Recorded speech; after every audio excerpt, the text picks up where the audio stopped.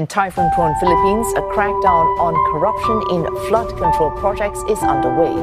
President Ferdinand Marcos Jr. said to order the creation of an independent commission to consolidate the investigation and expand its scope to other types of infrastructure projects. Both chambers of Congress are conducting their own probes, sparking concerns that some of the lawmakers taking part could themselves be implicated too in this investigation. CNA's Berna Berno, this report. Floods. Social media in the Philippines flooded with outrage over the lavish lifestyles of children of powerful politicians and private contractors linked to allegedly anomalous state flood control projects. Content creator Kia Abrera specializes in educational videos on branding and entrepreneurship, but quickly joined the online conversation. It's one thing to survive a storm. It's another thing when the funds meant to protect us become private luxury for a few.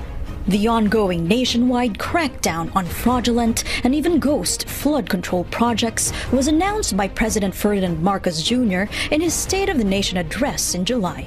Simmering public outrage saw youth groups this week deface the Department of Public Works and Highways logo and photos of an alleged dubious contractor and of the president, who they argue was in charge when these projects were approved.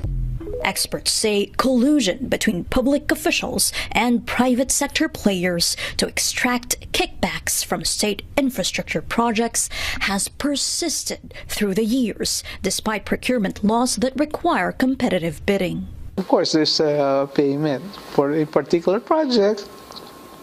One contractor wins automatically, but then in other projects, the other contractor wins. But then they also have some spoils from the bidding.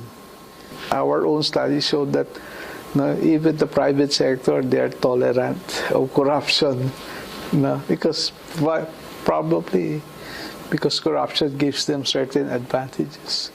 Public policy expert Eric Batalla adds anti-corruption drives in the Philippines suffer from a politically vulnerable justice system.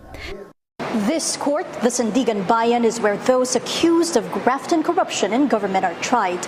But rarely are high-ranking officials even charged. The highest-ranking official ever convicted here was pardoned by a subsequent president just weeks later.